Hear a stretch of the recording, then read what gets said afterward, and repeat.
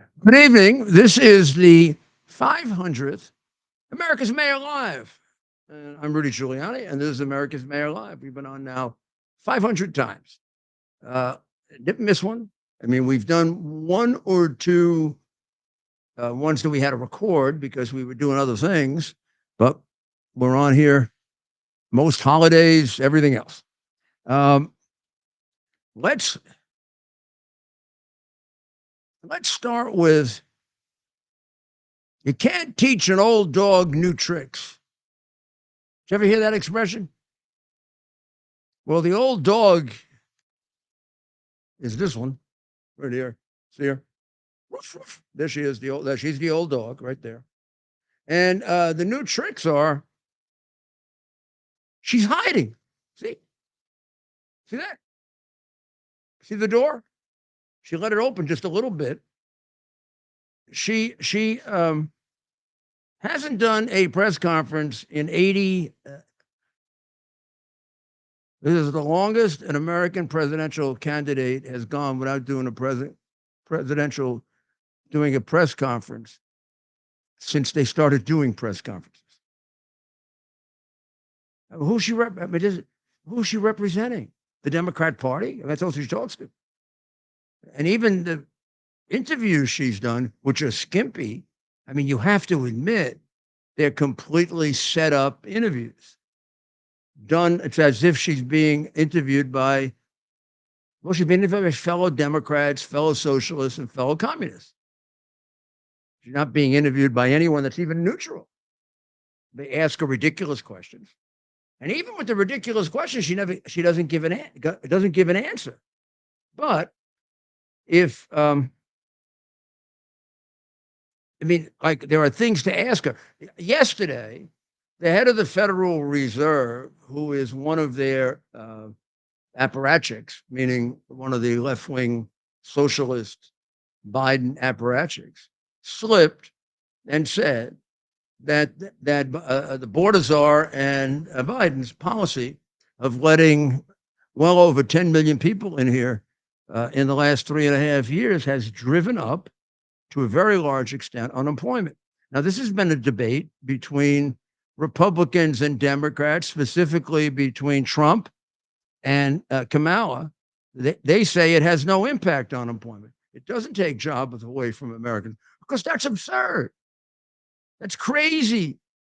Do you realize more people have come in under these two than the entire population of the country of Belgium? We've taken in an entire country. We might as well go pick a country and bring it here. But we brought in an entire country of, okay, let's assume some of them are nice people, right? But a lot of them are not nice people. A lot of them are drug dealers, terrorists, rapists, murderers, petty thieves, child abusers, child traffickers, women traffickers, a lot of them. And it would stand to reason there'd be more of that group in this wave of no country's ever had this happen. I'll give you another comparison. So the mayor in New York talks a lot about, the grand old era of immigration, which would be represented by, the Statue of Liberty, bring me your tired, your poor, your huddled masses, right? It didn't say bring me your sex deviants, your drug dealers, your terrorists, your organized criminals, your murderers and rapists. I don't remember that in the Ezra Lazarus poem. Second, from the day Ellis Island opened, which is the, kind of the symbol of it all, right? To the day it closed, Ted, you're going to have to help me with this. They let in how many people in Ellis Island? Do you remember? I do, yeah. Yeah, in about 60 years' time, it was something like 12 million. from about 1890 to 1950.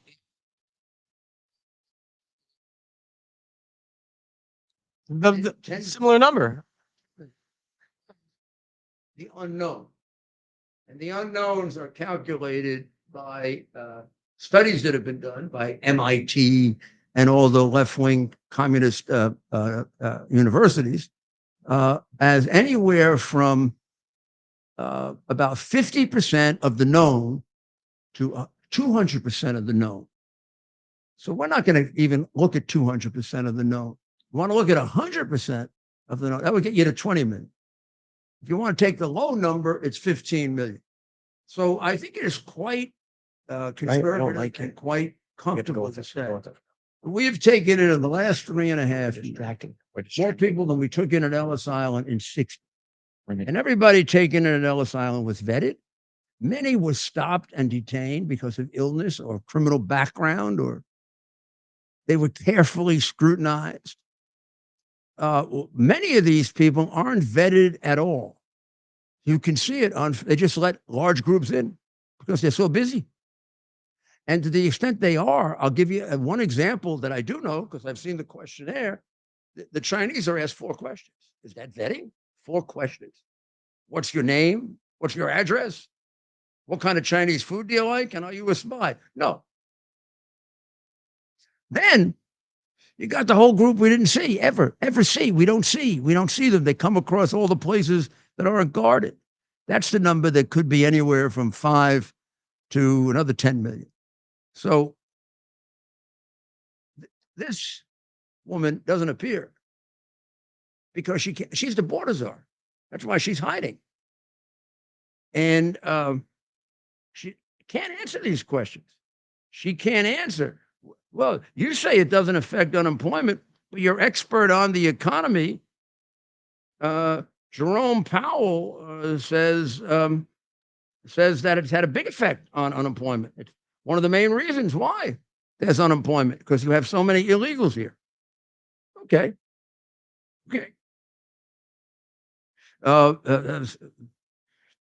Second,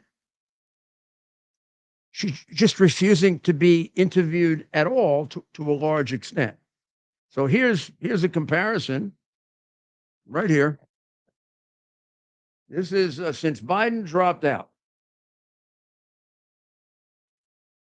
This is any kind of press interview, any kind, including the ridiculous Dana Trump bash interview, in which I think they ended up like kissing. Harris 6, Trump 40 plus. And the 6,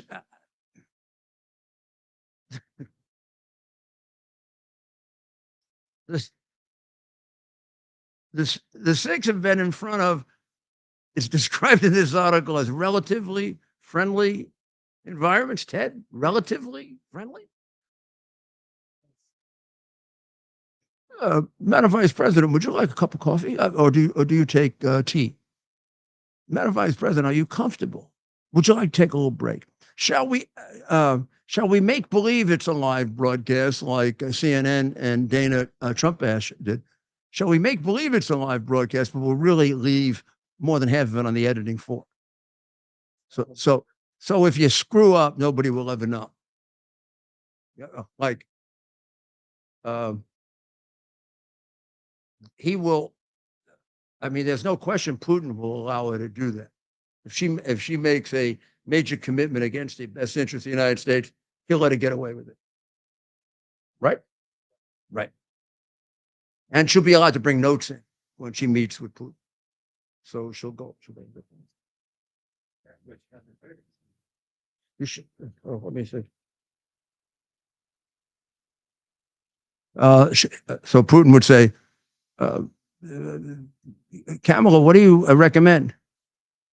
I was born in a middle-class family, and my mother was middle class, and sometimes poor.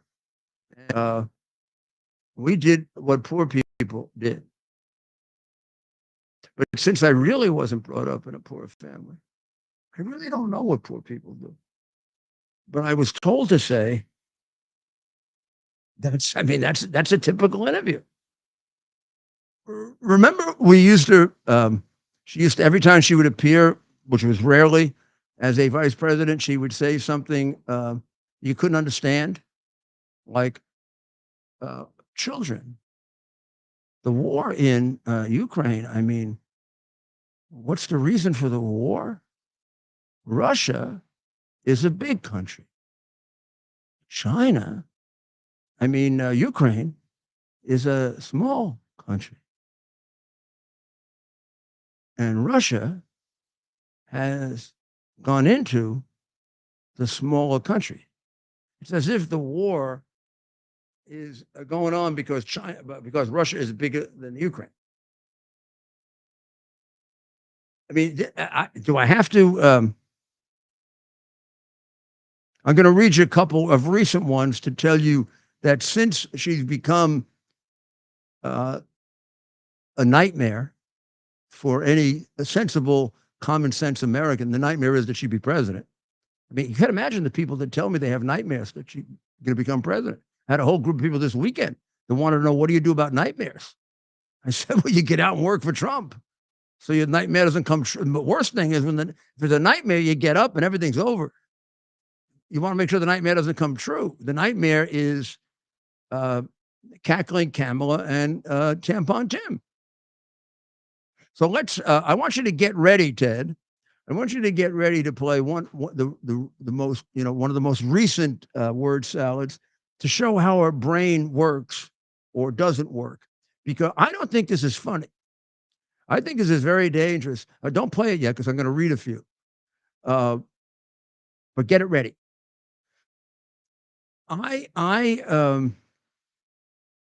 This is the product of a irrational brain, where the brain cells don't communicate properly. It's the reason she failed the bar exam. She's not rational. She doesn't think rational. Lawyers have to think rationally. She thinks in memorized circles. She gets a thing to say, and she's told, this is what you say when you are asked. If you haven't figured that out yet, you're really not very aware. I could show you, I'm not going to bother, I'm going to do this instead, but at some point I'll show you that, maybe if she's asked a question, you'll see, like 8 times in a row, she'll say almost exactly the same thing. She's got like 1 or 2 thoughts about it that they've let her memorize. They are entirely vacuous. I mean, they don't mean anything. And you're going to see exactly what I mean. That's why I'm going to, maybe you play one first and then we'll read one. Ted, you want to play this one? Well, let's see. How do I hear it? With my earphone?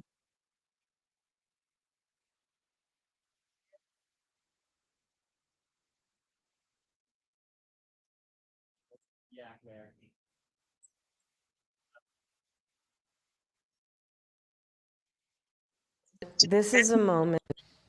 We love our country. I love our country. I know we all do. That's why everybody's here right now. But We what's the love our question? country. We Doesn't do any good take if I don't know the question. pride in the privilege of being Put it off. American. They're not doing us any good. And You're not going to this show is a anybody. moment. Ted, can we put it off? Okay. The point is, you got to get the question so we show how the answer is vacuous. Let me give you an example and I'll read it. This is August 29, 2024. It's the CNN interview in Savannah, Georgia with Dana Trump-Ash. Generally speaking, says Dana Trump-Ash, how should voters look at some of the changes that you've made, that you explained some of here in your policy?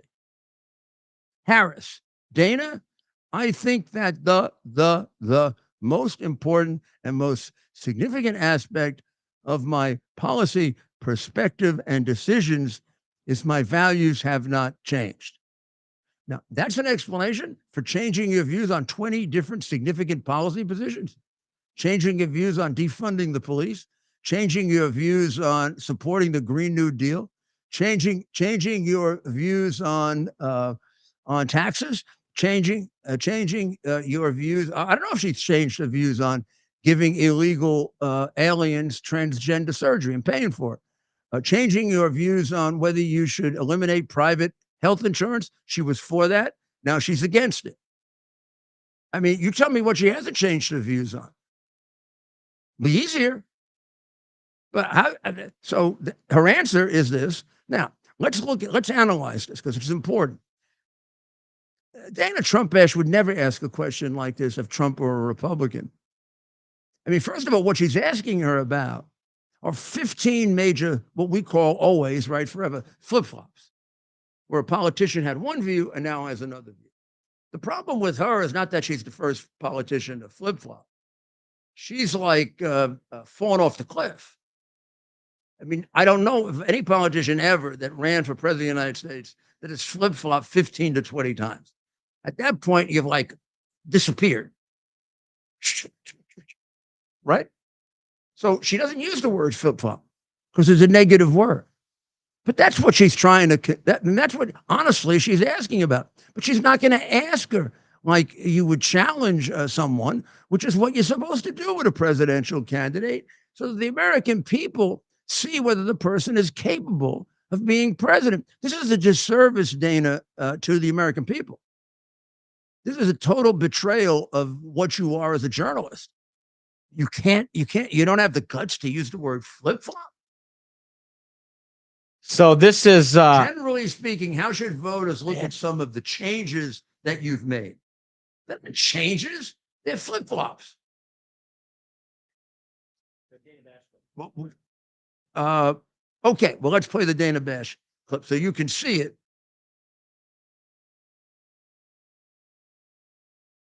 You have less time to make your case to voters than any candidate in modern American history. The voters are really eager to hear what your plans are. If you are elected, what would you do on day one in the White House? Well, there are a number of things. I will tell you, first and foremost, one of my highest priorities is to do what we can to support and strengthen the middle class. When I look at the aspirations, the goals, the ambitions of the American people, I think that people are ready for a new way forward, in a way that generations of Americans have been fueled by hope and by optimism. I think, sadly, in the last decade, we have had in the... So let's talk to each other like we weren't on television or radio. That's phony bullshit, right? What are you going to do the first time you write that?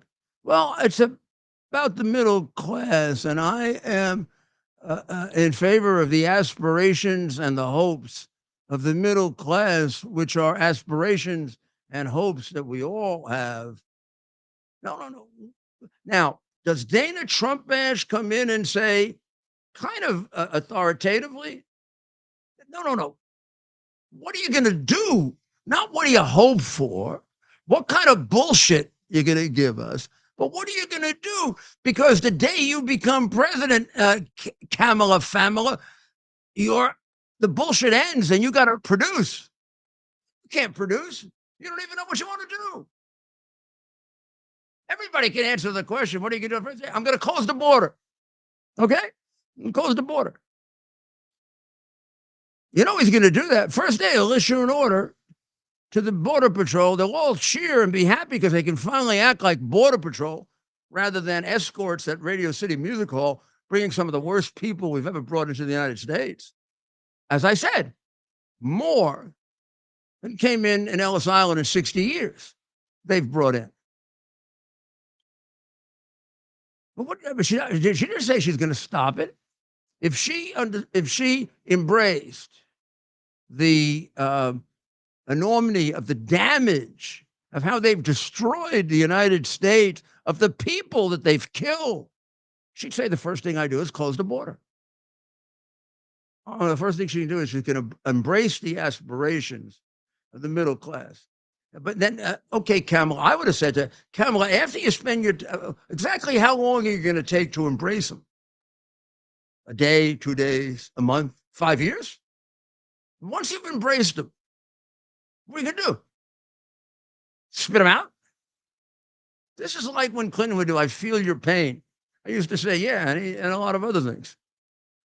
What a bunch of horseshit that was. He felt your pain. What are you doing about it, Bill? Making it worse. Here's another example.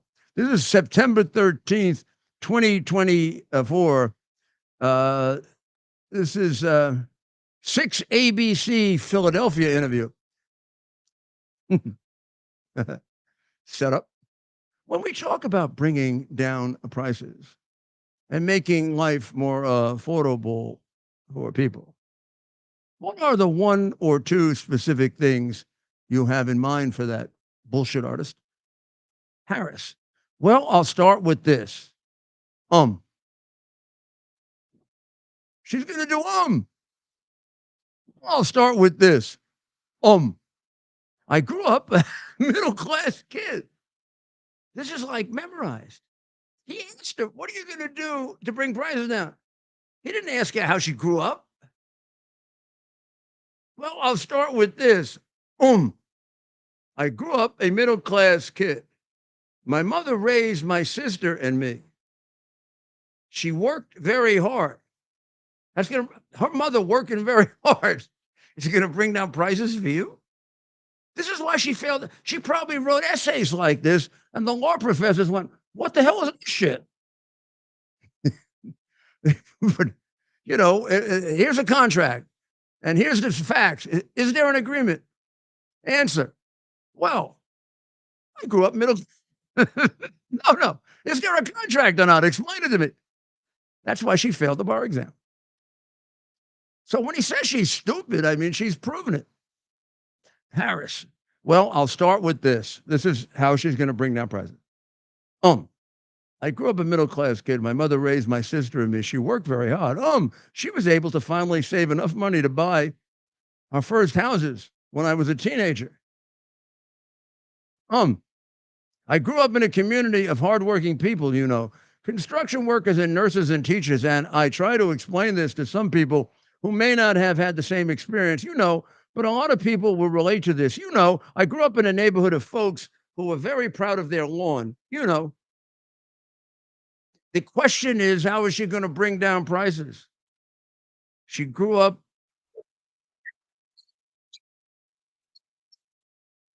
in a neighborhood with very good lawns, which makes her qualified to bring down your prices.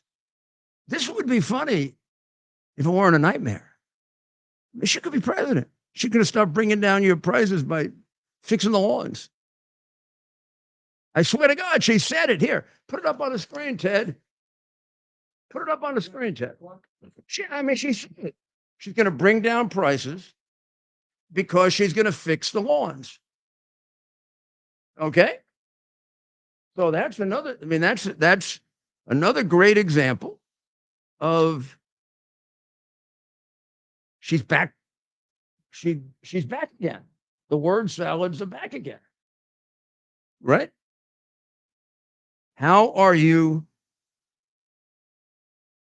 What are one or two specific things you have in mind to bring down prices? Harris. Well, I'll start with this. I grew up in a middle-class kid. My mother raised my sister and me. She worked very hard. She was able to finally save up enough money to buy our first house when I was a teenager. That's going to bring down prices. Right? They can go right down because her mother bought a house. But then the really big one, the climax. I grew up in a neighborhood of folks who were very proud of their lawn. That's the end of the answer. That's how she's going to bring down prices. I mean, they all have to think we're stupid. I mean, really, really, really stupid. And they do think we're stupid. But should we play a more recent version? here she is hiding. I just want to show you. Hiding behind the screen. Yes. And this one we'll get Oprah's question. Oprah really included ripped here. her apart. It was a searing cross-examination. So let's try to find the right clip here. But I don't have my. And so while we find that here, did you Mayor, when you would do these sorts of one-on-one sit downs, how would you prepare for them? Oh my goodness, they were so nice. They would ask me like, how do you feel? How are the Yankees doing? That kind of stuff. Even when I was mayor, it used to be like that. It used to be so nice. I'd come out into the blue room every day. They say, Mayor, how you feeling today? How are you doing? And I would say, well, I grew up in Brooklyn, a middle-class family. What are we going to do about crime? There were 2,000 murders last year. Well, I have aspirations for a very nice lawn. So we're going to play. This is where Oprah asked Kamala a very specific question about the border. So this is actually an audience member, but we'll play this. And this is another example of what the mayor's been talking about, where she has nothing of substance to say. So we'll play this here right.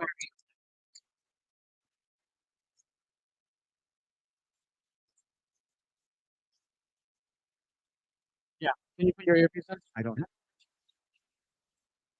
Well, we start here. So this is audience. Your specific Audience. steps. Right. Yeah, of course.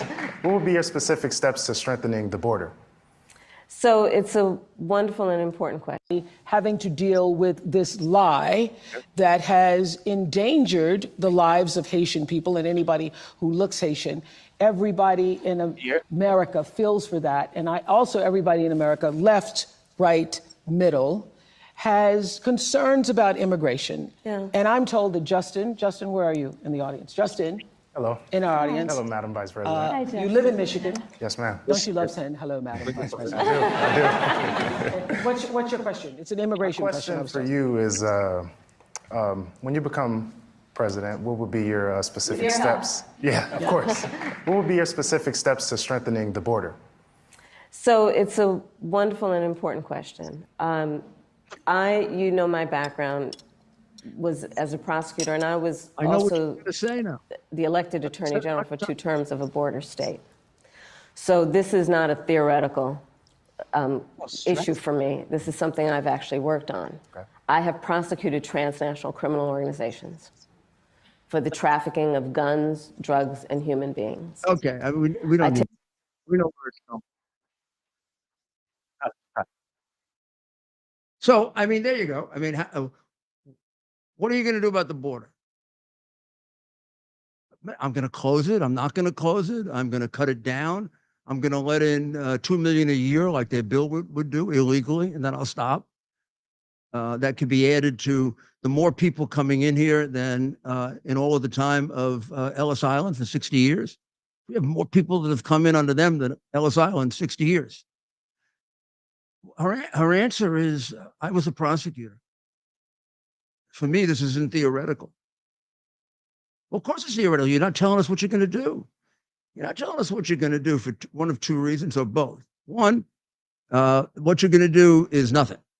And you're going to make it worse. Instead of 12, 15 million coming in, it'll be double that.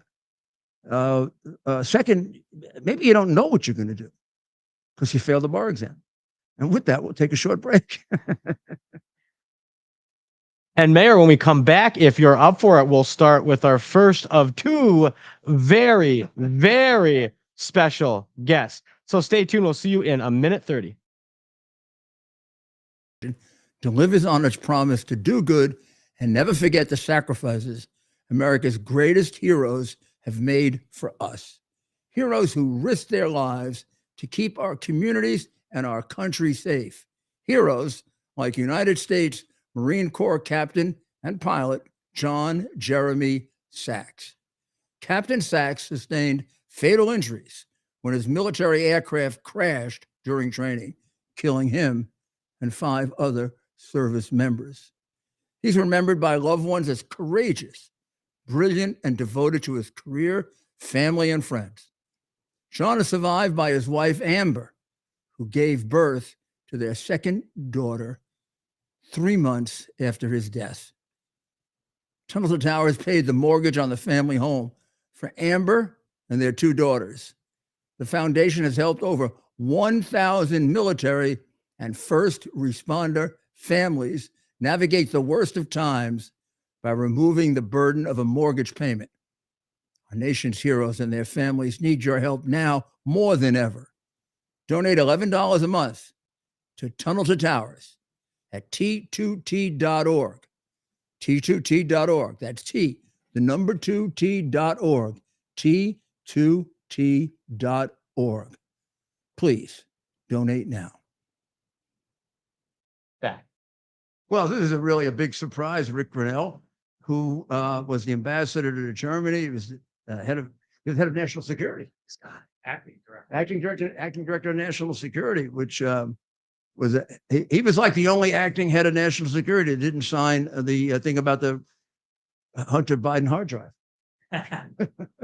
right? So I'm going to ask him a political question first because we're so interested. We think, and everybody has their own picks here. We think the election comes down to really, Michigan and Pennsylvania, North Carolina, maybe Georgia, maybe, but I'm kind of comfortable with Georgia. So tell me about Michigan. You were just there. You come from Michigan. Born in Michigan. I was raised in Michigan. Look, I think when it comes to Michigan, there's been a collapse of Arab Americans for Kamala Harris. They had this abandoned Biden in November, and they abandoned Biden. It's now become the abandoned Harris. And when I go, and I've had more than 25 meetings all throughout Detroit, mainly targeting Arab Americans and Muslims, we have a very simple message. It's not a message that we change if we're talking to evangelicals or Jews. We have the very same message, which is, one, Donald Trump will deliver more Arab-Israeli peace agreements, as he did before. And two, what do you expect when you fund Iran to the tune of hundreds of billions of dollars? You're going to get war. There's a 2019 New York Times story that highlights the fact that Hezbollah and Hamas and the Houthis and all of the proxies from Iran were literally broke. The individual Because the land was broke. They were missing their paychecks. And this is the New York Times story that says our terrorists are missing their paychecks in 2019 from the New York Times. The reason they were missing their paycheck is because Donald Trump had sanctions on Iran. When Joe Biden came in and tried to do this Iran deal, he literally gave the regime in Tehran hundreds of billions of dollars in sanctions relief, cash credit. Remember, $6 billion was given just for 5 hostages. And so we have given Iran so much money that I've been telling Arabs in Detroit, you shouldn't be surprised that you're going to get more. You're going to get more and more. They're going to have so much money in Iran and these terrorist proxies for years to come because it's been funded by Kamala Harris. What are you? Now, how You said 10 you minutes. get your mind around the fact that we all know it's the biggest state sponsor of terror. We know doubt about it. What does that mean? It means they give money to terrorists. You give them money, they're going to give money to terrorists, and you know that. How do we get past the lack of morality, the lack of decency, I mean, or when Biden used to send them cash. I mean, Obama used to send them cash. It's mind-boggling that how President Obama, President Biden, Vice President Harris can't figure it out that when you try to give them money, when you try to bring them into the international fold, when you treat them like they're a normal country and you give them sanctions relief, you're going to get terrorism. Look, October 7th was funded by Kamala Harris and Joe Biden. That is a fact. That's not being crazy. That is a fact. It was funded by current U.S. government. Because of the sanctions relief and other ways in which they got bundles of money to them. Also, they don't sanction other countries that do business with. They just ignore things. I realized in Trump's first 6 months in office, before he even put new sanctions on, Iran was starting, mostly because I get a lot of information inside of Iran from them, but Iran was already beginning to suffer economically. He hadn't done any new sanctions. It said to me, they're not even enforcing the old. I mean, it was, if you give them cash, you're not really enforcing this. Well, look, as the 2019 New York Times story shows, the Trump sanctions were working. Yeah, and he actually enforced them. They just weren't on the books. A lot of media criticism. I certainly, as a U.S. ambassador to Germany, I got all sorts of criticism because remember my first tweet when I became ambassador, which was extremely controversial. It was literally just articulating U.S. policy. I said German companies should decide whether to do business with Iran or the United States. As Donald Trump said, you don't get to do business with both. Yeah. The German media is crazy. I still to this day have people coming back and say, "Oh, you were so undiplomatic." Guess what, Mayor? We were right. Yeah, Donald Trump was right. We'll squeeze Iran. I mean, it's almost it should be something you learned living in the 20th century, in dealing with Nazism and communism, and what has always worked has been a strong, difficult approach where you make life difficult for them. I don't think I would ever say this. All you have to do is read the New York Times to understand. Oh, I work. Iran is broke. Sanctioned, Yeah. and you won't. I worked for Ronald Reagan, and he's my hero. And Ronald Reagan taught me the best lesson I learned when I was mayor, which is he used to say, I read the New York Times every day, read it very carefully, and I pay attention to it. And then I do exactly the opposite. And I used to tell them that when I was the mayor. Whenever they had an editorial criticizing me, I'd say, thank you. I'm now going to do the opposite. Yeah, I mean, they've been wrong for years. But now tell me how. There's no way out of the situation in the Middle East without dealing with the whole reign of terror. You don't fix the reign of terror, you can't fix the Middle East because they will completely undermine it. I think that there's a hunger from Arab governments for peace. I really do. I think they're so frustrated. You saw that. They want Donald Trump back. They're desperate to have Arab-Israeli peace agreements. We have to, as the United States, I learned this as 8 years at the UN. The United States has the responsibility to bring everyone together. Doesn't mean that we have to fund the solutions. It doesn't mean that we have to provide the boots on the ground, but it does mean that we have to bring everyone into a room and demand solutions. So I think that you can bring all of the partners together in the Middle East and show them that there are solutions, put the responsibility on them for their neighborhood, but the United States has to be the leader.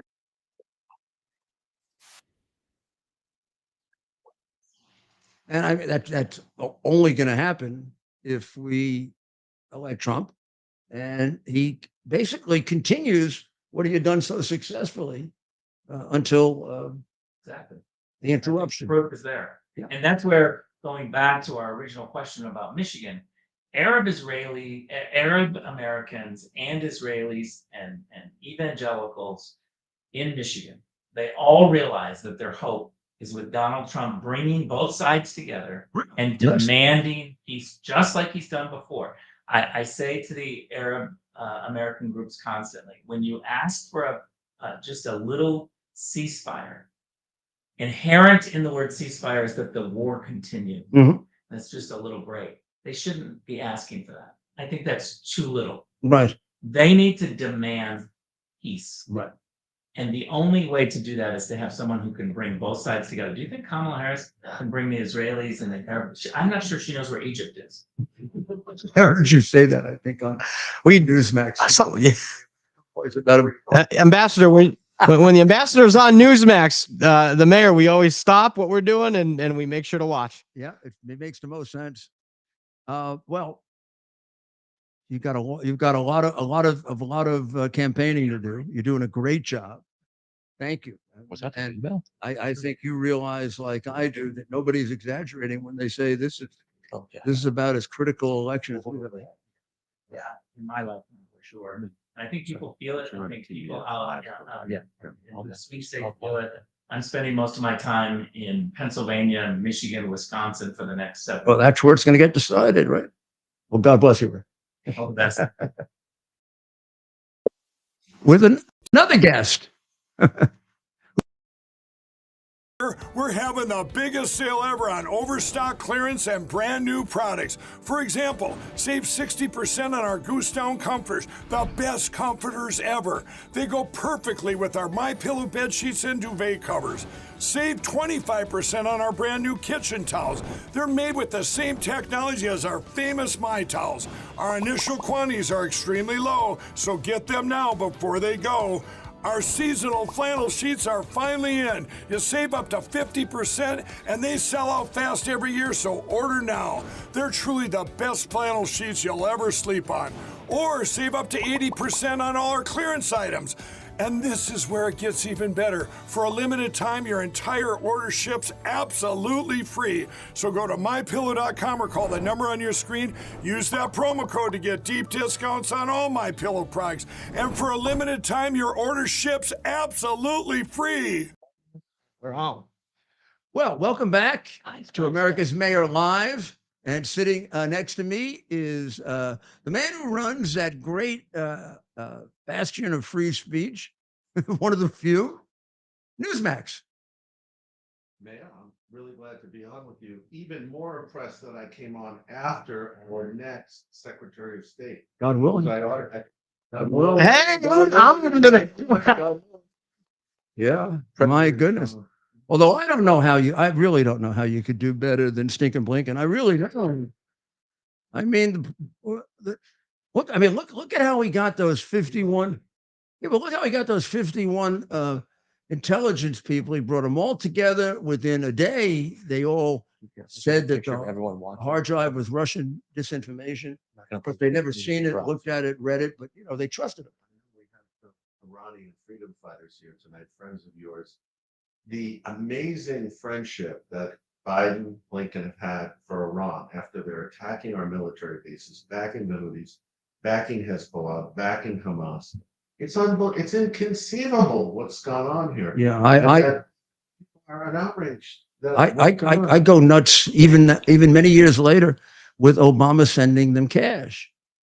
I mean, you have to know, and Obama's not a stupid man. Might not say the same thing about Biden or Harris, but why would a country want cash? Well, to deal with organized crime, drug dealers, or terrorists. President Trump always says that the way to deal with this one.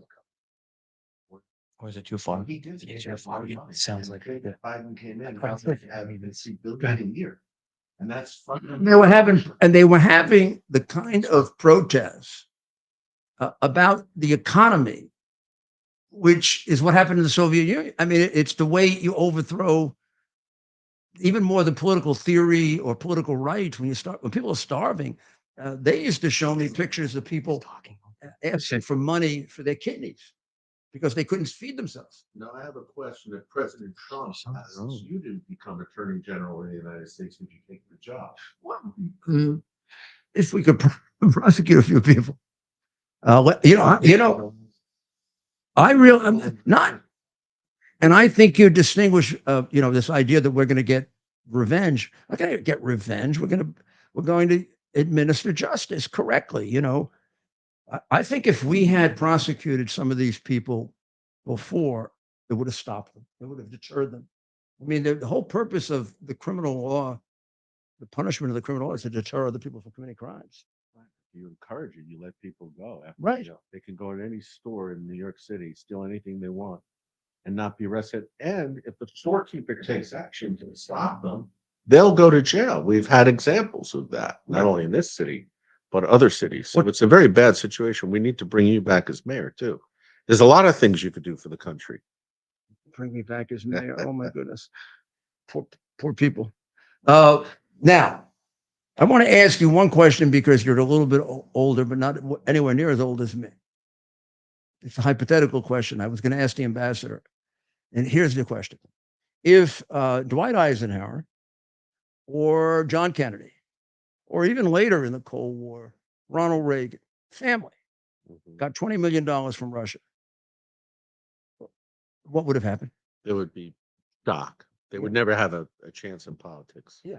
It would be over. Game over. The minute people knew that. Biden's family, whether you believe he got money or not, Biden's family got $21 million. Absolutely. I mean, I know he got a lot more, but he got 20 or $21 million from Red China within 5 years of being president, right up until. Well, it's known that tens of millions, what was it, 40 million came into the Biden Center at Penn State? From China. Yeah, and it came in And he from put China. documents, and he put documents at the Penn Center. And meanwhile, you have to argue his policies with China. All this, by the way, all of this stuff with electric cars all benefits China. And they're building all of these coal-fired plants to build green products for the United States. And if you had everybody, and now he wants 80% of cars to have electric batteries by 2035, which is around the corner. And if you did that in every car, how do you fuel the electric grid to do it? With natural gas, with petroleum products, all the things that you're trying to reduce. There's no sense and logic with what they're doing. They're increasing gas emissions Mhm. to fuel or power electric cars. It makes no sense. Except people are making billions. Yes, of course. And the Chinese, and they're laughing at us. Yeah. Well, you're a great, mayor, and it's One- great one to hear your last one. voice. That I also wanted to ask the ambassador, but he can yell. Giving up Bagram is beyond outrageous. Bagram is 400 miles from China, the air base, 500 miles from Russia, and 400 miles from Iran. It has the longest runway in Asia. It had just been redone, and someday, I hope not, an American president may say, "Gee, I'd like to have that air base because they might attack us." Right. And to be 400 miles, it's like the Cuban Missile Crisis. They wanted to be 90 miles from our shore, and we were going to go to nuclear war. President Trump's policy with Afghanistan was withdrawal, but to keep a token force to keep the air base, right? The air base for sure. And now they're moving to get rid of the last vestige we have in Iraq, which would be a mistake because ISIS is immediately going to come back, and it's going to tilt the power equation to Iran again. Iran's become the superpower of the region thanks to Joe Biden. Yeah, they're giving missiles to Russia that they can use in they did on Ukraine. They've got Ukraine in a war that can't end. Clearly, there's a global alliance. Tehran, Moscow, North Korea, all the bad guys, Hezbollah, they're all lining up. Let's hope it's not World War III, as President Trump keeps warning. But certainly, if you elect Kamala Harris, the world is laughing at us. I think we're in a dangerous moment. I think they want to do it the easy way. I don't think they want a world war. And so far they've made tremendous progress without having to have a world war by using proxies like we were talking about. You're right. And look where they are right now. Ted, you got a question? That's right, Mayor. Of course, we're on with the great Chris Ruddy, the CEO of Newsmax. And we've had a great partnership, of course, with Newsmax. The mayor's a regular on Newsmax. And we've been hearing a lot about the public offering.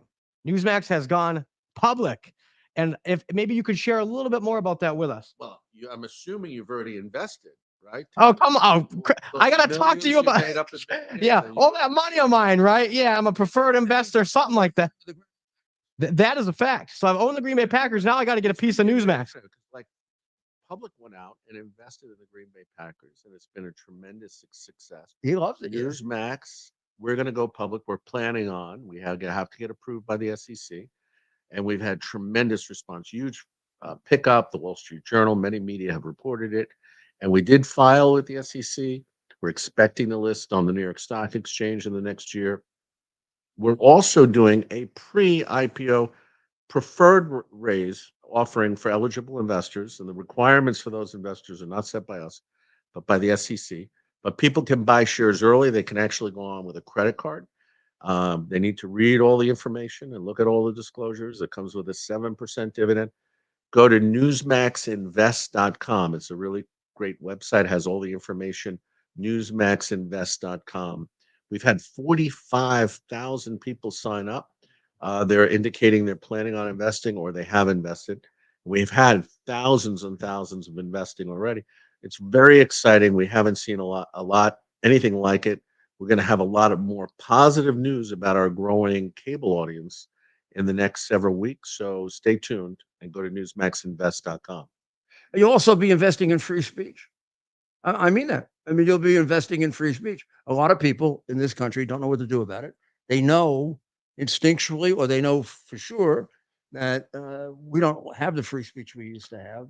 I It's spent, shocking that, yeah, and people have tried to close you down. They've tried to close Newsmax down. sure. We find out a lot of these organizations that are working to do this are funded by the US government, the Biden administration. They use the Pentagon, the State Department, Department of Homeland Security was working with Twitter and these Facebook to close down voices. And Yeah. it's a frightening thing that the government would do this and they'd get away with it. I mean, Kamala was a big proponent and really cheered Twitter pre-Elon when they took Trump off. And in the debate, which we played about a week ago, in the debate, the Democratic debate, none other than Elizabeth Warren warned her that free speech can, what goes around can come around. I mean, she reiterated what has always been the more traditional liberal idea that you got to protect the free speech rights of the people you disagree with if you want to protect your own. Which I mean, it's just basic, classic European liberalism, right? Not the crazy liberalism we have. It's the left has become more fascist and woke, and they totalitarian. They want to control. It's all about control, and it's a dangerous moment. We're looking at like a Venezuela moment in America if this election happens, and I think Donald Trump wants to fight back against it and is a strong voice for freedom. I'm getting really, really upset with Biden and Harris because Maduro is getting very close to reducing crime in Venezuela as much as I did in New York, and I had the record. So, I mean, I reduced crime about 68, 69%. A lot of people think he's pushing 70. This could be very bad. I don't want to lose my one little record. Yeah, you did a tremendous job. I thought I did different. Friendly, yeah. You didn't have another location to put them all. I didn't put everybody. Trump. I love when Trump says that. He says if somebody gave me a country to send all the criminals to, I send them there. I send them there. I understand what they're doing. I don't understand what we're doing. You did a tremendous job and have had a tremendous contribution to America at every level. And we want you to keep doing that. You're really nice. You're really nice. But I got to tell you, there are times in which without Newsmax, I think I would. But you listen to these people. I know I have to listen to them because I have to comment on them. I have to understand them, whether I'm doing a show or just for my own peace of mind. But then there's a point at which I go crazy. I mean, they're so infuriating. They're so anti-American. I mean, I grew up with Democrats and Republicans, and they shared in common loving America. I didn't know Democrats who hated America. I knew Democrats I thought were wrong.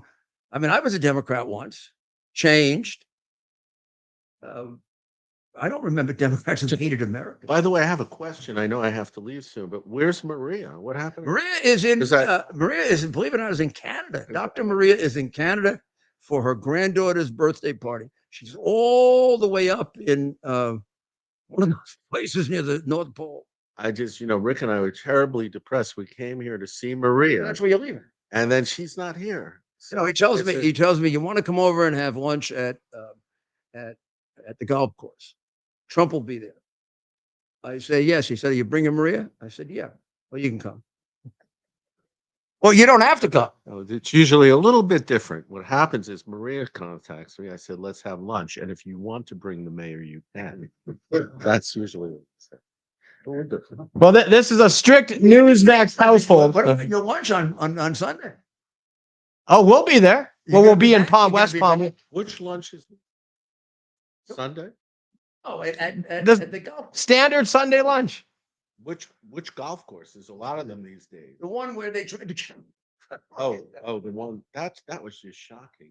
I've been with him on the courses you have been there. You didn't see? Did you see my speech at the? I did not. Nassau Coliseum. I felt very empowered because it's 2 miles away from where I grew up, and 1 mile away from my little league field. Yeah, I was in real rare form. I told them if you, I don't know if this is planned or not, but if there's somebody else out planning it, looked in the camera, I'm going to get you. I'm going to come after you. I came after. I got the mafia. I can get you. So you better not try again. A lot of bad guys. And they're being incited with this rhetoric about Trump's going to end democracy. He's going to end the country. He's ending the Constitution. And then they use language like he needs to be eliminated. Congressman Golden said he needs to be eliminated. Why would he use that language? We don't use that about that. We don't. I would never say anything like that about a Democrat. But their language doesn't affect people. Meanwhile, they're trying to put Trump in jail for creating an insurrection based on language that we can't find anywhere, Yeah. or an insurrection that we can't find Yeah. anywhere. And Trump told them the opposite: be peaceful and political. And meanwhile, they're saying he's going to end democracy. He's Hitler. I mean, Hitler is an invitation to kill him. I mean, there are many people, even reasonable people, who would say it probably would have been justifiable to kill Hitler if you knew what he was going to do. You know, Hannah Arendt wrote the seminal works on the rise of fascism, and she said the fascists rose to power by accusing all of their adversaries and opponents of the very Brilliant. crimes they were engaging in. Right? All the things they were doing, they were illegally, they were accusing all of their opponents. This is Well, that is exactly how the people came to me with the first bit of information about Biden's criminality. They said to me, I got a call from the head of a very large security agency who said, I have several informants who say that that Hillary is doing in Ukraine exactly what they're accusing him of doing in Russia. That the Russian thing is completely false. Most of the documents are being written in Ukraine, and Ukraine is trying to create issues so that he won't be elected. I said, I don't know. He said, no, I want you to meet with the guy. And that's how it all started. And I met with the guy, and the guy had been a very well experienced operative. It turned out everything he told me was true. And that's how the first information came out. And then, of course, the hard drive that we got from John Mac Isaacs. And that's instead of attorney general, we should just make you the special counsel on investigations. well, that's what I told those people. Yeah. If there are people out there trying to kill Yeah. Trump, we'll get them. Yep. Well, I just worry. I went to him a year ago at the request of Bernie Kerik, who came to me and said they've tried everything else. I said, yeah, but murder? He said, well, you know them better than anyone. Do you think they're capable of it? I said, yeah, the level of immorality and amorality is so great. Yeah, sure they are. well, And he said, well, you better go tell them to be careful because they've run out of everything. It had to be enormously frustrating to indict him 4 times in 1 year and have his numbers go up. I mean, that had to drive him nuts. You indict somebody. I mean, I walked through the Atlanta prison the day before he did. And I was applauded by the prisoners. And he got a standing ovation from the prisoners. But they I'm sure absolutely thought they're going to ruin him with 4 indictments in 1 year. It's crazy. And then a conviction. yeah. Well, And he goes, and he is still up. And it's amazing. what's he going to do? Still growing. Well, He's leading. well, Mayor, what a nice surprise for the 500th episode, our 100th straight week. Ted told me this was the 500th. I had no idea you were that old. When did you start this? Oh, God, I'm ancient. Well, you're doing 500th. Oh, no, It's Well, when you- amazing. I mean- We've had a lot of press pickup. we have a lot of press pit. That time I was sitting with the president at Mar-a-Lago, and he called Rudy, and he was on air. Yeah. Oh, it was you and Randy Levine. Yeah, remember that? And we have that clip. I'm going to try and pull it out. Probably not tonight. That's It was right. so funny. And then We're live on the show. My phone is story. Yeah. President Donald Trump. I show them. Mayor's like, pick it up. I'm like, we're on The the funny show. thing is, the mayor here says to the president, I'm sitting there, so he says, I'm on TV now. I could see the president didn't hear that. He just Well, you didn't. Oh, well, he heard it, but he was busy thinking about what he was going to say, which he said. And I think he said on there, well, he said to us after he landed on the road, he says, I love Rudy. He said it. yeah. Well, it was a great conversation. The night when we were at the rally in Long Island, I spoke about 20, 30 minutes before him. And then I went to start my show. Oh my goodness. So we went into this room that was a conference room, and it was beautiful. It had a beautiful television where the Islanders used to play hockey when they won the Stanley Cup. And we had a television behind. We had it all set up. there was this beautiful box there that looked like an ornament that said Trump. So we were going to use it. And then somebody comes in and says, I'm sorry, you'll have to abandon here. The president needs to use this. Okay. So we had a nice locker room we could go.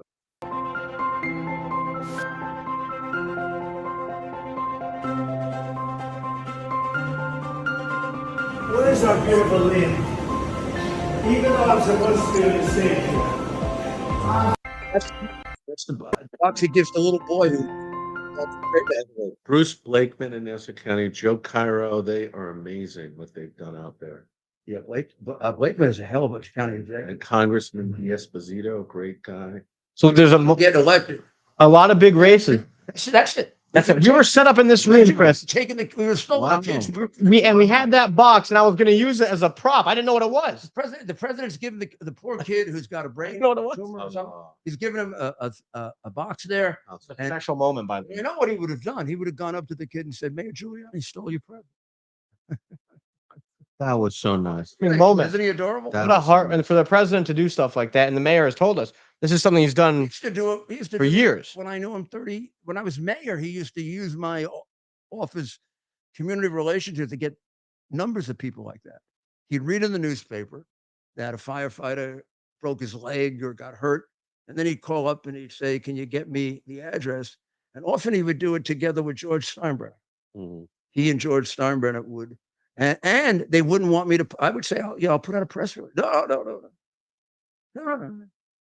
Look, if you want me on any more, you're gonna have to speak to my agent, and I charge Okay. stag rates. We'll do, you know what we'll do? rates. We cut this thing off. We'll do an ad for Newsmax. I need to keep my Come on, insurance. buy the Newsmax stock and Oh. invest in free speech. Yes. Visit Newsmaxinvest.com. And we've had that website up on the screen here. Invest.com, and you'll be making an investment in free speech.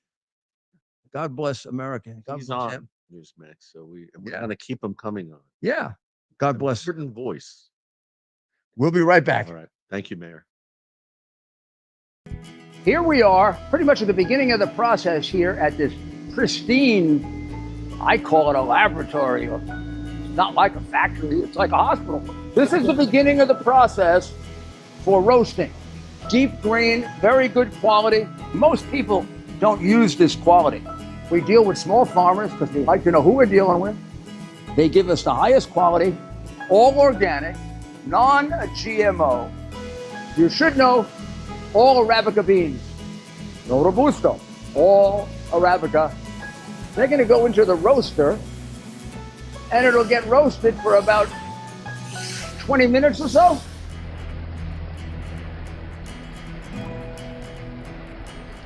Oh my goodness, look at these. My goodness.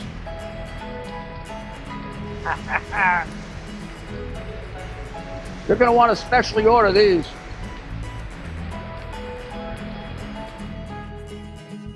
This is what goes into Rudy's coffee.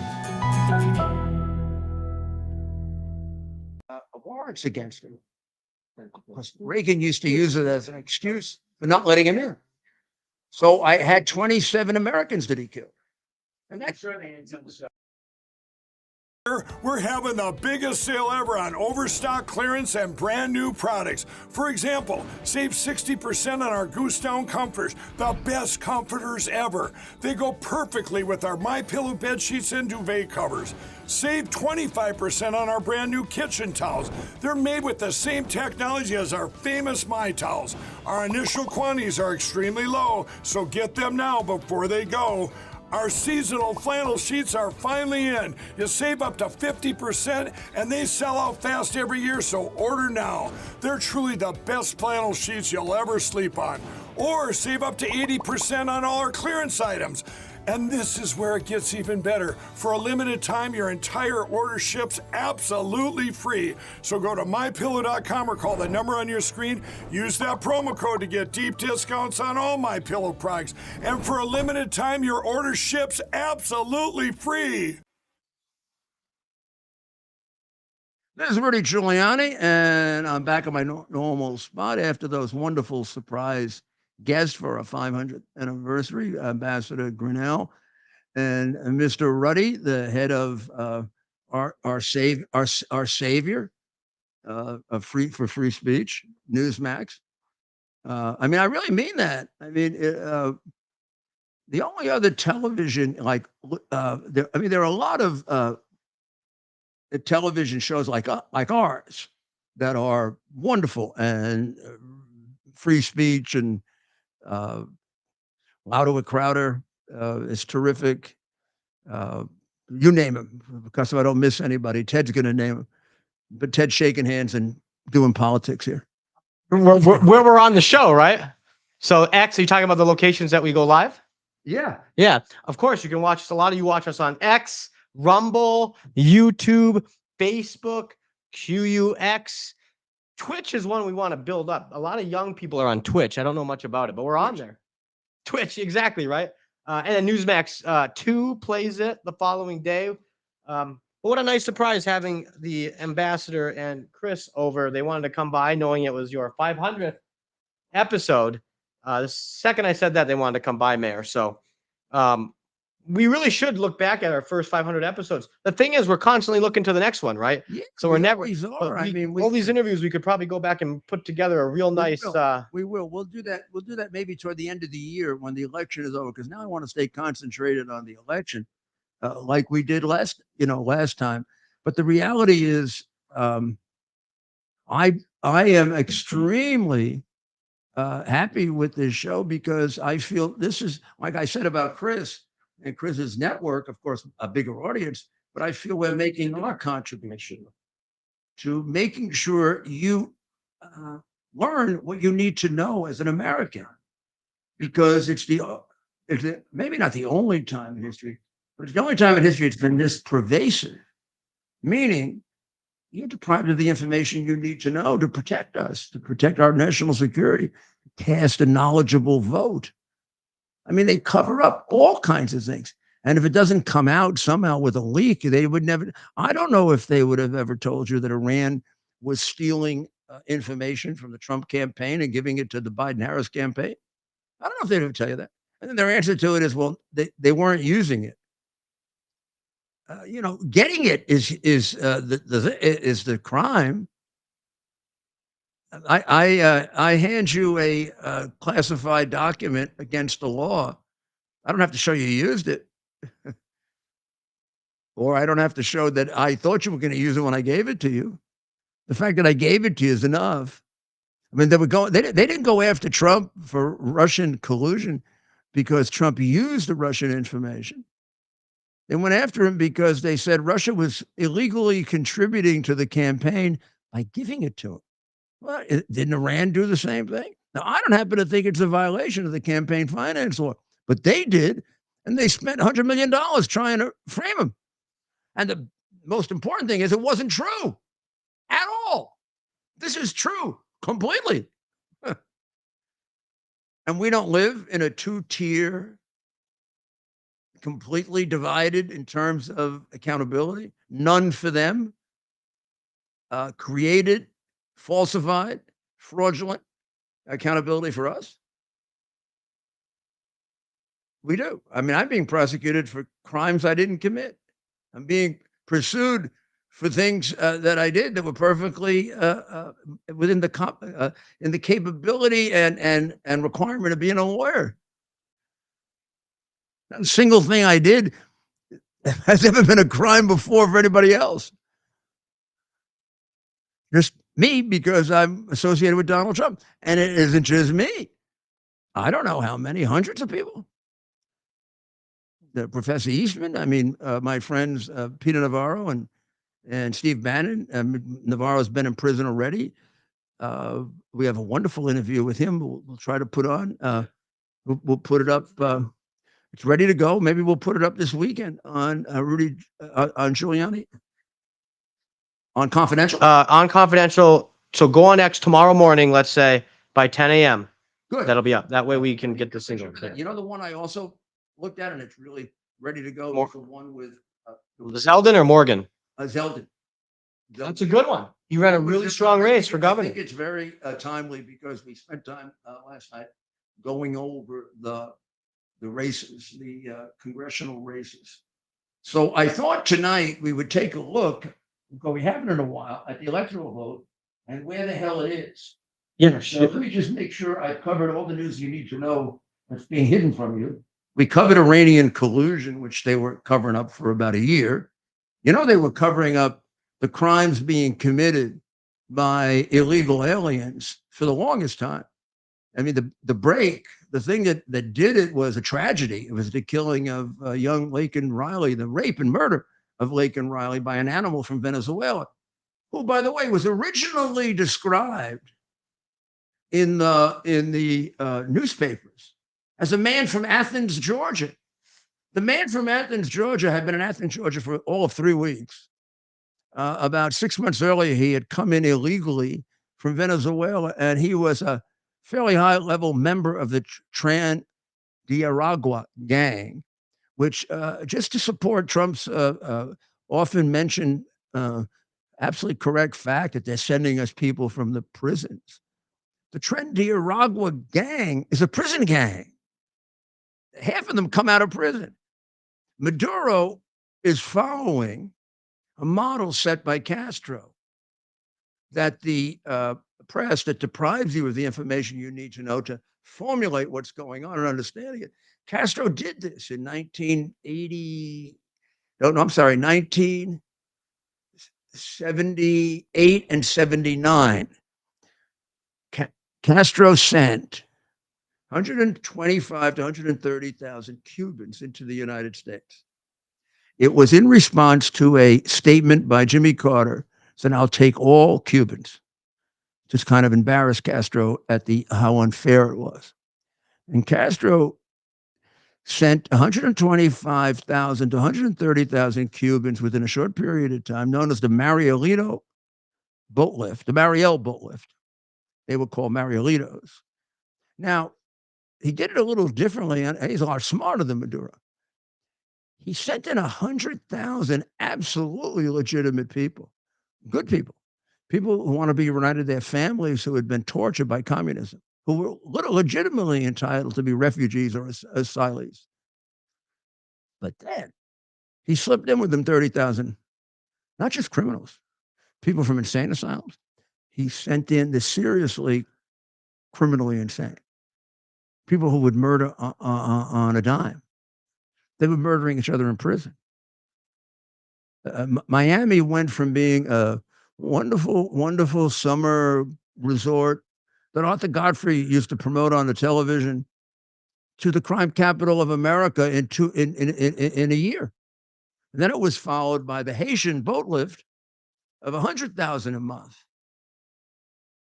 And some percentage of them, an appreciable percentage of them, died on the way over because they were brought over by unscrupulous, I guess they called themselves captains of ships. And they would take everything the poor Haitian had and tell him that he had to give him a piece of paper or a couple of pieces of paper that made it look like he had a job and a house available to him that this program was making available that they made up in America. They did it with hundreds of thousands of people, and they brought them over. But I mean, the numbers pale in comparison to these numbers, which, as I said, are more than the entire population of the country of Belgium. They are more than all the people that came into Ellis Island over a 60-year period. You have, there's no way I can find to really adequately tell you the kind of assault on America that this is, on our culture, on our civilization, on our laws, on our decency. It doesn't mean they're all bad, but it means we don't know how many are. We have no idea. We did no checking. That would increase the percentage that are horrible and awful and terrible, because the organizations that have always wanted to get people in here and wanted to get drugs in here and wanted to do human trafficking here now get to do it freely without any interference by America. We've become the biggest human trafficking nation in the world, bar none, including children. I mean, this wonderful, beautiful country is now become a country that is well known all around the world for perversion. How can they sleep at night doing this to us? Unless they're communists and they want to do it, or they're incredibly stupid. I am willing to accept that the woman who failed the bar exam is incredibly stupid. I read her sentences to you, right? Those are not just. There's something inferior about your intellect when you ramble like that and you go in circles and you can't get yourself out of. There's something going on with the brainwaves, right? I mean, and she's been dopey all her life. I mean, she does dopey things. So I don't know if she's a committed Marxist or her father is. Her father is a Marxist. He teaches communism, like Walls does. Donald J. Harris. That's his name. Communist Marxist, father of a woman who wants to be the next president of the United States. We're going to elect a woman whose father is a communist Marxist and can't really answer any questions about herself. Is hiding like this picture it shows here. Right there, she is hiding. Who says things like, what are one or two specific things you have in mind for bringing down prices? Well, I'll start with this. I grew up a middle-class kid. My mother raised my sister and me. She worked very hard. She was able to finally save up enough money to buy one. Now I could read the rest, but there's not a single thing here about bringing prices down. It's about she is reciting for you a thing she's memorized. It sounds like what she said during the debate. It sounds like what she said during her setup interview with Dana Trump-Bash. I mean, how many times did she tell us she was a middle-class kid during the debate or during the Dana Trump-Bash interview, most of which is on the cutting room floor? I mean, they cut most of it. There's more on the cutting room floor than you got to see. We'll have to see what's on the cutting room floor. Yeah. If this is the stuff they do. The first one comes from Dana Trump-Bash. Generally speaking, how should voters look at some of the changes that you've made, that you explained some of here in your policy? That's kind of an inarticulate question from Dana Trump-Bash. Well, come on, what did you expect? Harris. Dana, I think that the most important and most significant aspect of my policy perspective and decisions is my values have not changed. Just 15 positions on the most important things that face me. She's not saying anything. All those words, it's nothing to really. She's not saying anything. She's making noises. And Dana Trump-Bash doesn't. What it ends up being. Well, then you confront it. Well, what about your change in position on fracking? You were 100% against it. Now you're for it. What exactly made you change? Well, maybe she never understood the question. Actually, Trump-Bash asked her, did you read a book? She was trying to help her. And she looked at her like, read a book? What the hell's that? Maybe she never understood the initial question in the first place. That's why it looks like she's always flip-flopping, because no matter what, she never understands what she's being asked. I think she's that stupid. She may be dumber than Biden, actually. No, that's impossible, you say? Well, I don't know her, but well, she could be. I've never met anyone dumber than Biden before he became demanding, but I've never met her, so I don't know. I don't think I've ever met her. If I did, I forgot. Unlike Obama, I didn't develop an immediate attraction to her that got Mrs. Obama really angry. Do you remember? I do remember. He said she was the most attractive person in public office. Oh my God. Man, he's got. To be fair, are you counting the first lady, right? He should be able to get himself out of that one with Michelle by saying Michelle. I said public officials. Kicked him around the bathroom. That's what I think happened. That's why he had like a little bit of a black eye for a while. He did. Well, Mayor, 500 episodes. Yeah, I'm exhausted. Wow. Yeah. 500 straight episodes. This is what our 100th straight week, meaning we're coming up on our 2-year anniversary. That's going to be sometime in October. We started this thing right before the midterms. We did. We started with baseball. And we started with Yankee playoff baseball, and we're right around But the you're not corner. counting those, are you? You're considering those freebies. Those are freebies. Those are kind of warm-ups. We have an actual episode 1. Up in the Yeah. Rudy Giuliani and Ted Goodman. What am I, the relief? Fastest hour. The fastest hour on the internet. We still use that. I still get that out there on Twitter. And of course, so before we close out, did you want to do an examination of the map? I do. And how it's looking? Do Oprah's. Sure. What would you do to secure the border? This is her answer. So it's a wonderful and important question. It's a good answer. My background was as a prosecutor.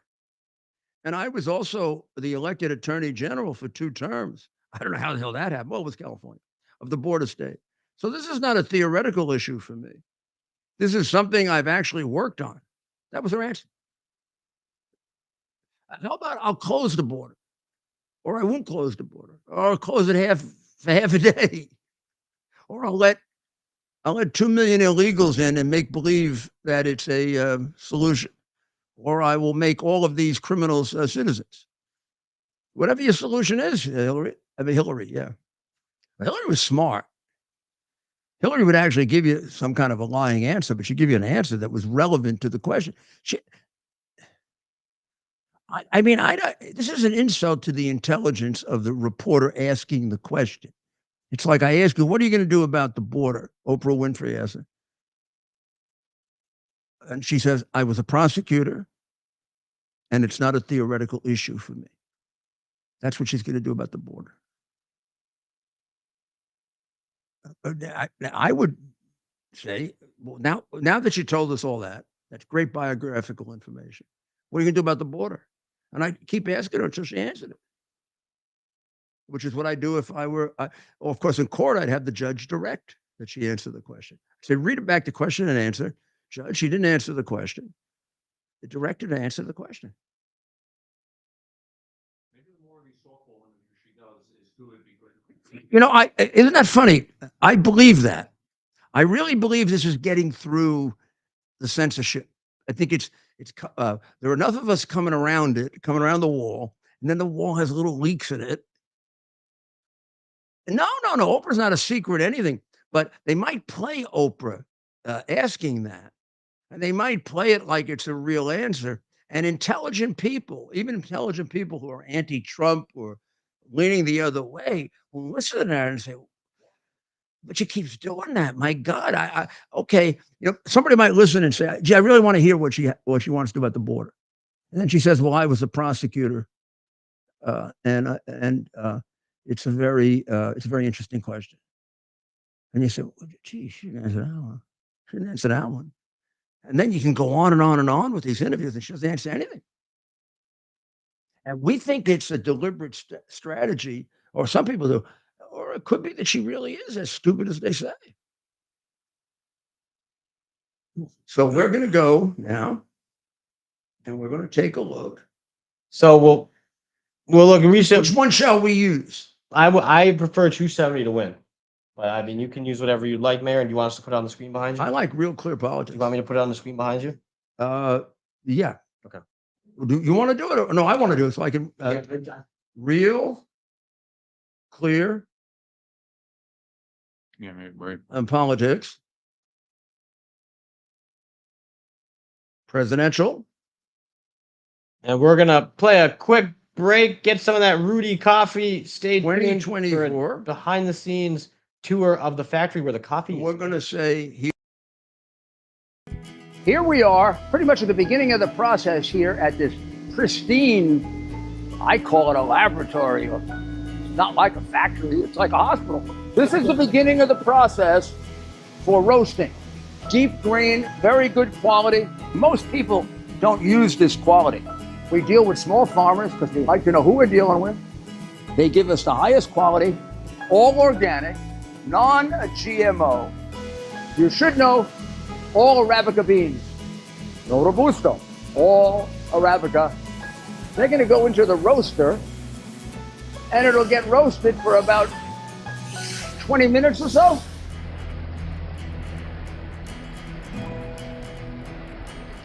Oh my goodness, look at these. My goodness.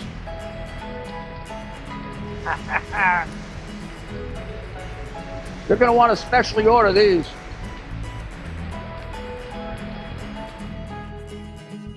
This is what goes into Rudy's coffee. And we're back. Well, we are back. We're gonna have to put the lights up a little because we got a little There you go. stuff in the back there. Yeah.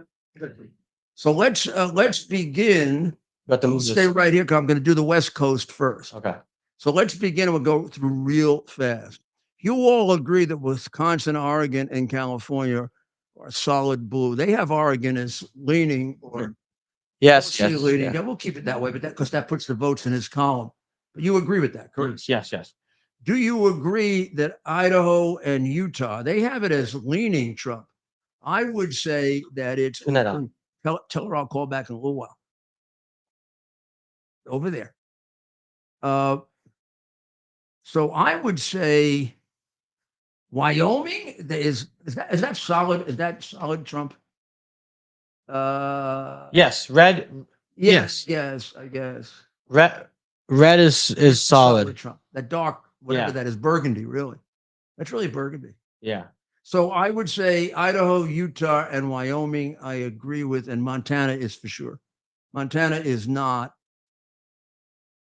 What's he leading? He's leading by 17 points in Montana, and they have it leaning Trump. Because of the Senate race. But why do they have it? Because it has nothing to do with the Senate race, Dad. I know, but I guess I can't answer. You're right. It should be a solid red. I don't know why. I mean, it's ridiculous. I don't know why it's not solid red. Other than to say tester. Solid leaning. Create your own map. No, we don't want to do that. Well, no, this is not changing. See? Oh, go to 270 to win. Oh, I have to go to 270 to win. Well, only that's one I know. I don't know this All other right. one. Yeah. 270 to win. See, I think Real Clear Politics does a better job of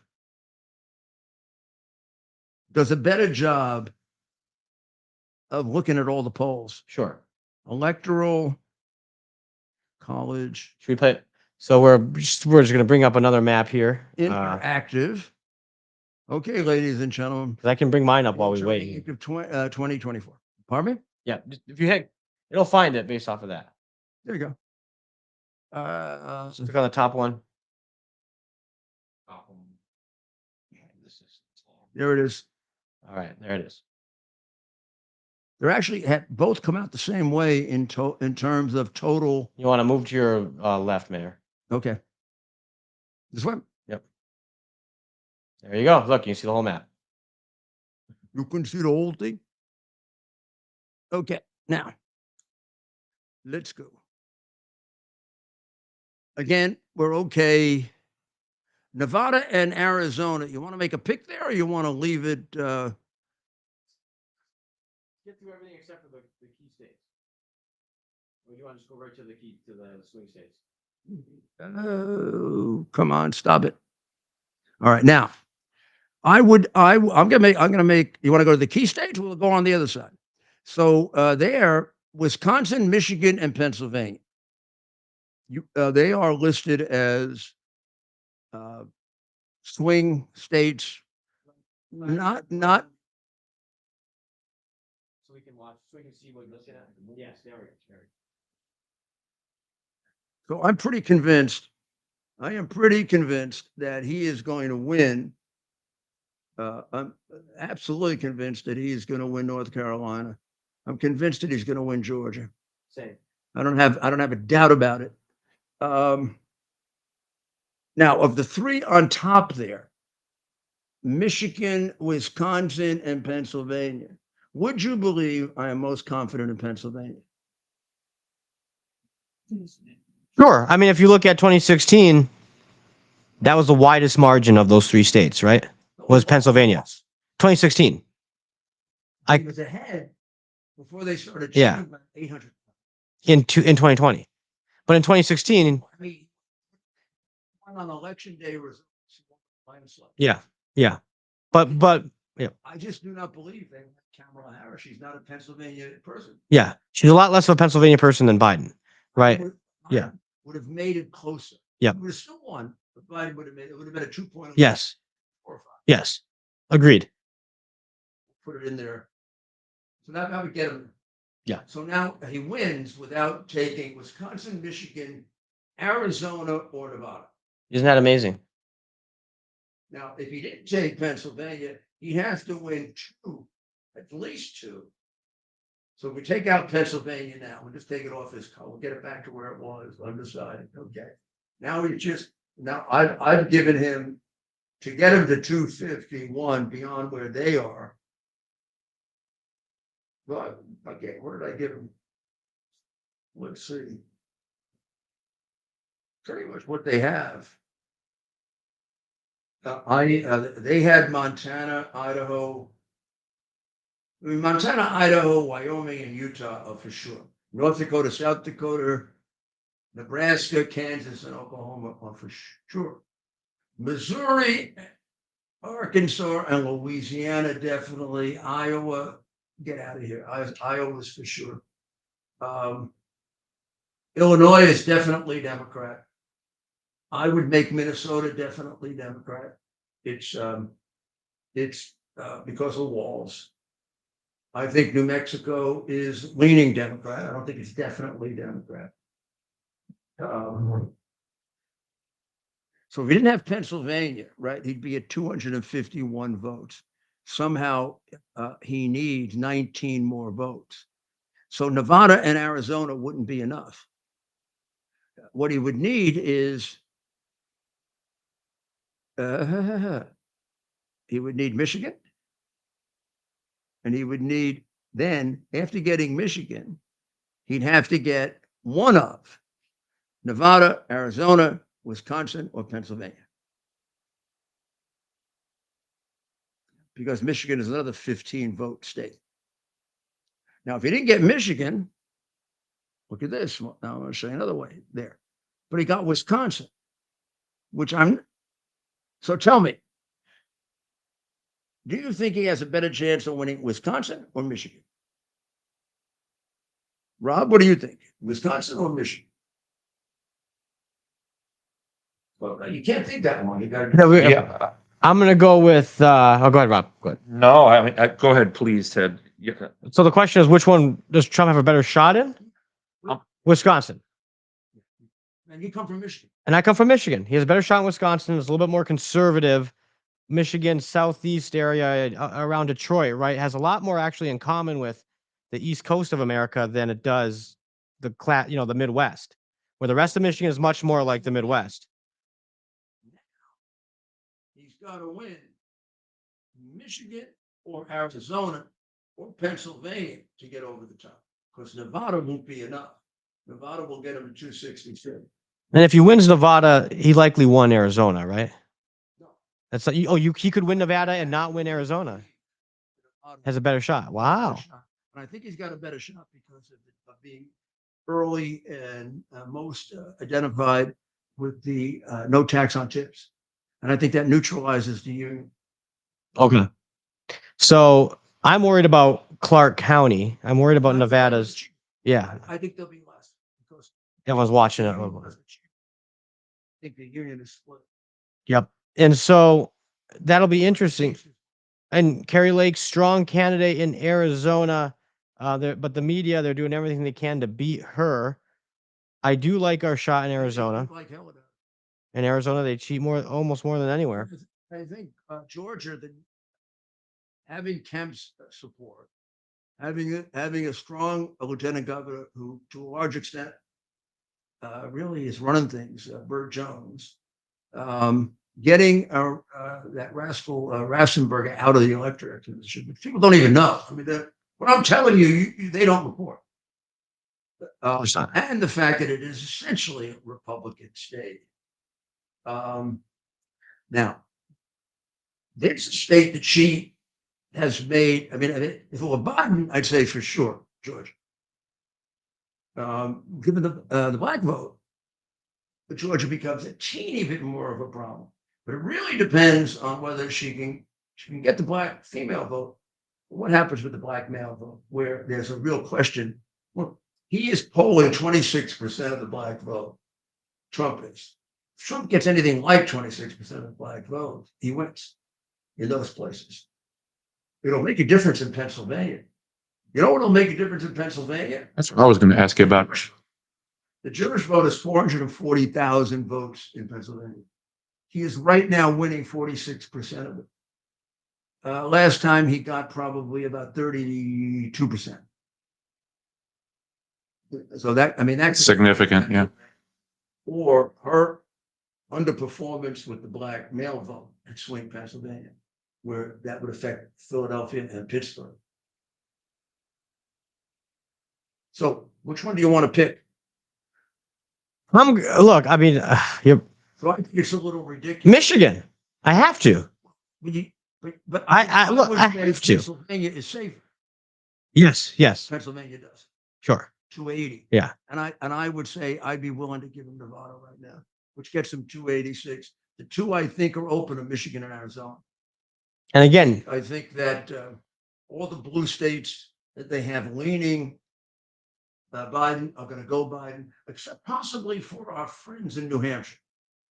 I would still put that in the undecided column. Yeah. The rest of the East, people can see up there on top, way on top there. But from Maine, and I'm going to make Maine. Maybe Maine, right? I don't think so. I think Maine is going to go blue. Oh, it's True blue. I think New Hampshire is up for grabs. For all the excitement in New York, we're going to lose it. We're going to lose New Jersey now. We're certainly going to lose Delaware, I guess. Virginia. crazy. Okay, let's say we're going to lose it. A lot of people think we're in trouble, more trouble than I think in North Carolina. But somehow I think it's going to come through. I mean, North Carolina is at 16 votes. So if he were to drop that, right? Yeah. It would put him below. Got it. He would then based on what he had to pick up one more electoral. Got on there. Yeah. Then he'd have to win. If he loses North Carolina, New Hampshire can make the difference. Wow. That one vote. All right. Okay, yeah. That would make a difference. And your Michigan can make the difference. Michigan is going to be critical. The Teamsters decision, in a state like Michigan, I don't think it will necessarily make a big difference as much as it just kind of highlights Kamala's issue in states like Michigan and Pennsylvania, where her victory, if she is to win this thing, it will have to look more like Obama's coalition than Biden's in those specific states, right? In a state like Michigan, Obama won.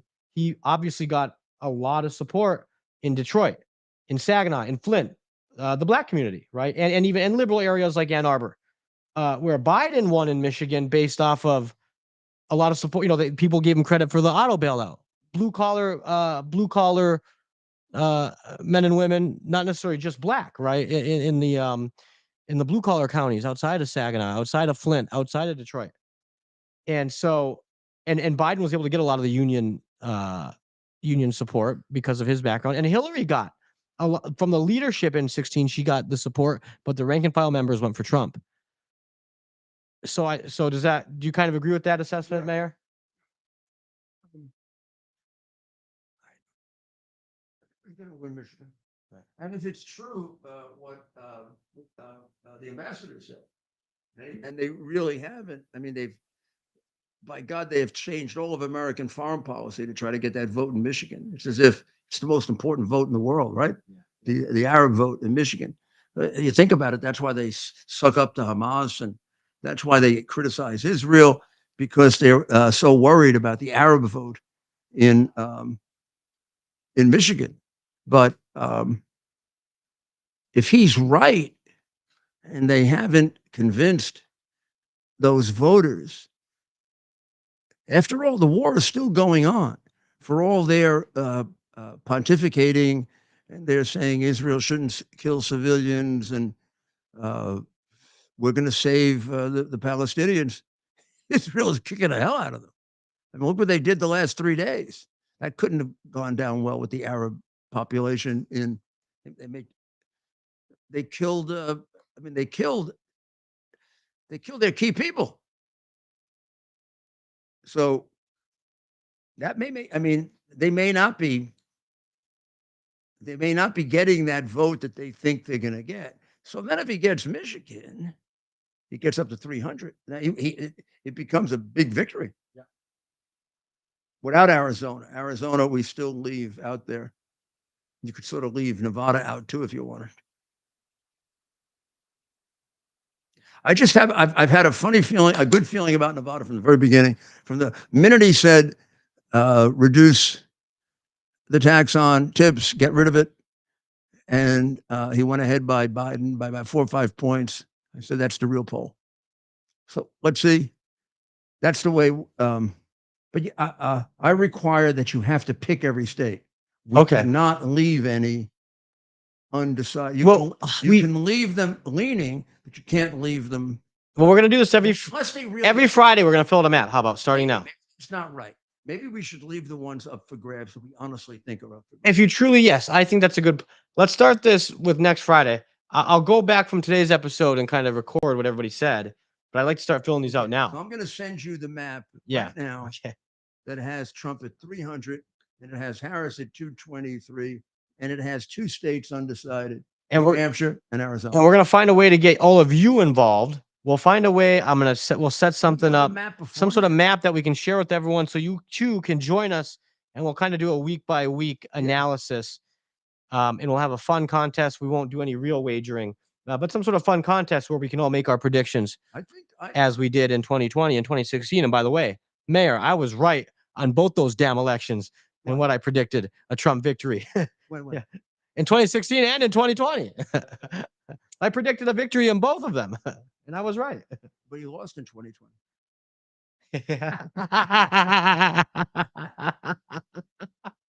That's a good one, Mayor. Right? That was oh, that was good. I'm going to send this. Yeah. Well, you have a wonderful weekend. Don't forget to get us a couple of votes over the weekend. You're probably going to socialize a bit. Don't waste your socializing time. Don't buy this. We don't talk about politics. Yeah, we don't talk about our future. We don't talk about whether our kids can have their genitals chopped off, and we don't find out about it, or your grandchildren. I mean, they are fundamental. Obama came in 2009, right? And he said, "I'm going to fundamentally change this country," and it was based on his Marxist training. And he began the ball rolling. Trump made the mistake of interrupting their plan, which is why they want to eliminate him at any cost. And he interrupted them, and now they've taken it way beyond where Obama had it. Where Obama had it, we were headed for whatever you want to call it, a form of fascism, a form of communism. We were headed for it. We weren't there yet. And he stopped it, and he rolled it back. But right away, like a steamroller, within a year to 2 years, we were right there, including the fact that they were considering he wanted to have a ministry of truth. And we wanted to appoint a government official that would tell you, what you had to think. And Hillary Clinton the other day wants to prosecute you for propaganda. Well, I mean, propaganda is for 2 years Hunter Biden's hard drive. You'd prosecute me for that. And it turned out to be 100% accurate. Propaganda would be my opposing and defending my client against Russian collusion, which it was a crime. I mean, it's the danger of that is they get to define what the truth is, and they're not honest people. They're not patriotic Americans. They don't agree with the same Constitution that you agree with. And some of them are absolutely pure evil, like the pervert in the White House who likes little girls to touch the hair on his legs, right? And who's taken money from Red China.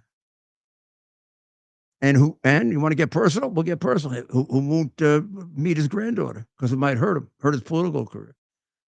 What kind of narcissistic slob is that? So this is a very important election.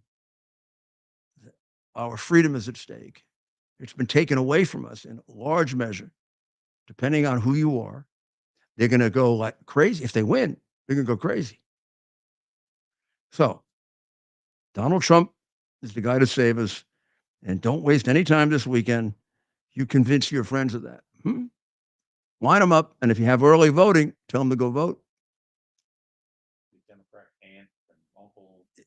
In Democratic aunts and uncles, they're probably older. They don't even believe this crap. They just got to be told it. Because most of the stuff they don't find out about. I mean, you wouldn't have known about all this migrant crime because they were trying to cover it up if that poor little girl hadn't been killed. And it became a national story. You know how many other murders like that took place that were ignored? 40, 50. Even now they try to ignore it. Even now they try to leave out. I mean, when they don't tell you, like, if they don't tell you the description of the person who committed the crime, I know who committed the crime. Let's put it that way. Okay? And it's not my years in law enforcement, it's my years in politics. Okay. Well, thank you very, very much. It's been a fascinating week. I think Trump has gotten the momentum back. I think it's like in a football game. Elections are. You know who believed this tremendously? Richard Nixon. Richard Nixon believed it was a game of momentum. And he said, you want to be at the peak when you're going into the election, and it can change in 3 or 4 days. And he felt against Hubert Humphrey when he won by about 6 points, 7 points. And he was on his way to like about a 10-point victory. And his momentum kind of, he believes, slipped in the last 4 or 5 days.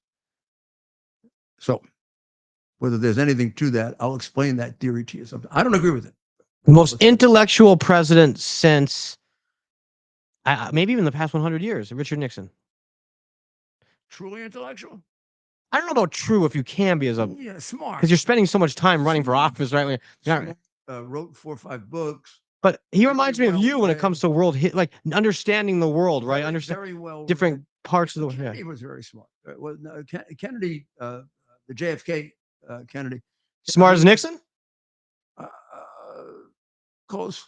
Okay. Close. Very well read.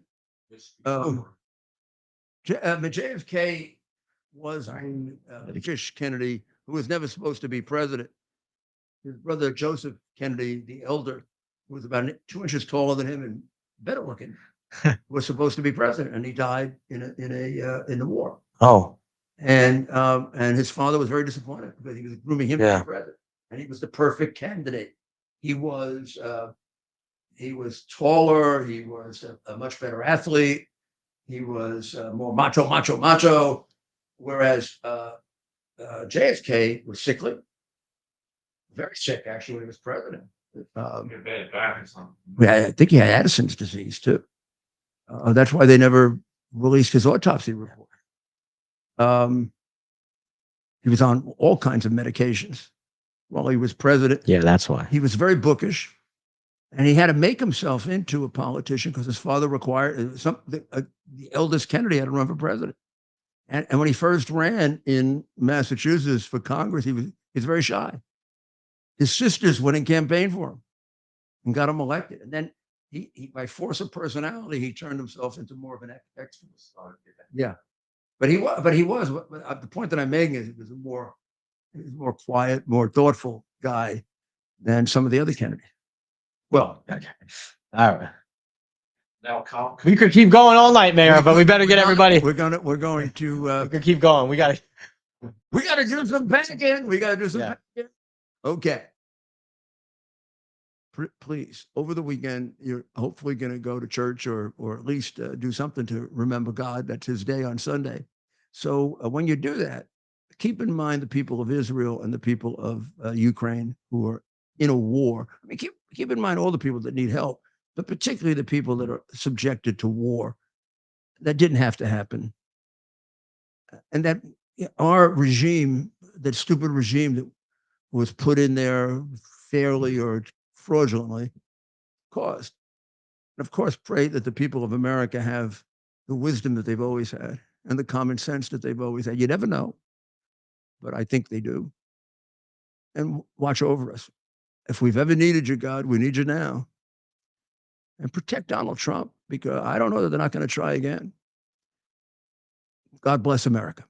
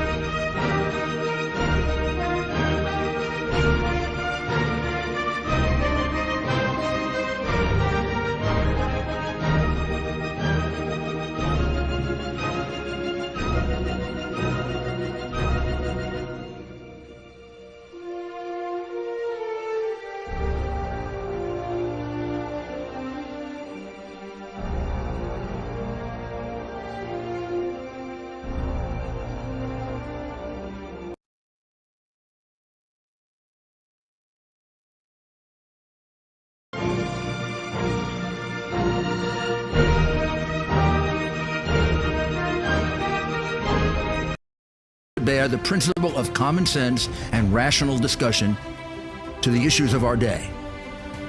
America was created at a time of great turmoil, tremendous disagreements, anger, hatred. There was a book written in 1776 that guided much of the discipline of thinking that brought to us the discovery of our freedoms, of our God-given freedoms. It was Thomas Paine's Common Sense, written in 1776. One of the first American bestsellers, in which Thomas Paine explained, by rational principles, the reason why these small colonies felt the necessity to separate from the Kingdom of Great Britain and the King of England. He explained their inherent desire for liberty, for freedom, freedom of religion, freedom of speech, the ability to select the people who govern them. And he explained it in ways that were understandable to all the people, not just the elite. Because the desire for freedom is universal. The desire for freedom adheres in the human mind, and it is part of the human soul. This is exactly the time we should consult our history. Look at what we've done in the past and see if we can't use it to help us now. We understand that our founders created the greatest country in the history of the world, the greatest democracy, the freest country, a country that has taken more people out of poverty than any country ever. All of us are so fortunate to be Americans. But a great deal of the reason for America's constant ability to self-improve is because we're able to reason, we're able to talk, we're able to analyze. We are able to apply